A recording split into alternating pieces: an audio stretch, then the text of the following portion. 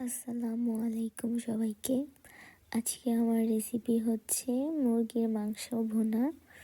তো আজকে আমি কাঠের চুলায় রান্না করব।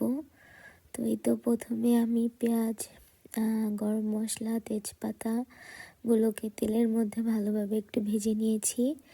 এরপর আমি এর মধ্যে আদা রসুন বাটা দিয়ে মশলাটাকে একটু কষিয়ে এর মধ্যে একটু পানি দিয়ে দিয়েছি। এরপর আমি এর মধ্যে মশলাগুলো অ্যাড করে দেব।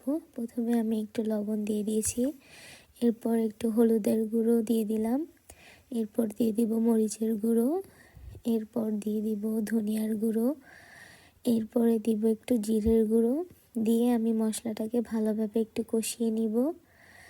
মশলাটা কিছুক্ষণ কষানো হয়ে গেলে আমি এর মধ্যে মাংসগুলো অ্যাড করে দিব।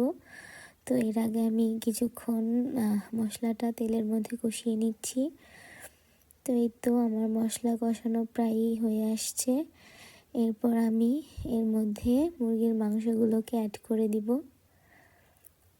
তো মুরগির মাংসগুলোকে অ্যাড করে আমি কিছুক্ষণ ভালোভাবে কষিয়ে নিলাম। এরপর আমি এর মধ্যে মাংসগুলোকে অ্যাড করে দিচ্ছি। মাংসগুলোকে ভালোভাবে মশলাগুলোর সাথে কষিয়ে নিতে হবে। তো আজকে আমি কাঠের চুলায় রান্না করছি। কাঠের চুলায় রান্না খুবই মজা হয়। গ্রাম দেশে প্রায়ই কাঠের চুলায় রান্না হয়। তো আমি এর মধ্যে কিছুটা জিরের গুঁড়ো দিয়ে নিয়েছিলাম। আর আমার মনে হয়েছিল এই পর্যায়ে যে আমার হলুদের গুঁড়ো, মরিচের গুঁড়ো আর একটু প্রয়োজন, তাই আমি আবার আরেকটু দিয়ে অ্যাড করে নিলাম। এরপর আমি মশলার সাথে মাংসগুলোকে ভালোভাবে কষিয়ে নিচ্ছি। তো আমার মশলাটা যখন আমার মাংসটার সাথে প্রায় কষানো হয়ে যাবে, তখন আমি একটু গরম মশলার গুঁড়ো এর মধ্যে দিয়ে দিয়েছিলাম। তো এই তো আমার মশলাটা প্রায় ভালোভাবে কষে মাংসটার সাথে একদম মাখামাখো যখন হয়ে যাবে, তখন আমরা সামান্য একটু পানি দিব। তো আমি এই ভুনাটার মধ্যে পানি এত প্রয়োজন হয় না। তো কষানোর পর্যায়ে যতটুকু পানি মাংস থেকে ছাড়বে ততটুকু পানি দিয়ে আমরা ভালোভাবে কষিয়ে নিব। আর লাস্ট পর্যায়ে আমরা একটু চাইলে সামান্য পানি অ্যাড করতে পারি, বাট বেশি না।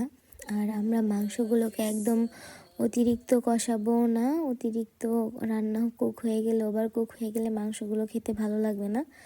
তো এই পর্যায়ে যখনই আমাদের মনে হবে যে মাংসগুলো প্রায় হয়ে আসছে, তখন আমরা চাইলে সামান্য একটু গরম পানি অ্যাড করতে পারি, এতে করে মাংসের টেস্টটা আরও ভালো আসে।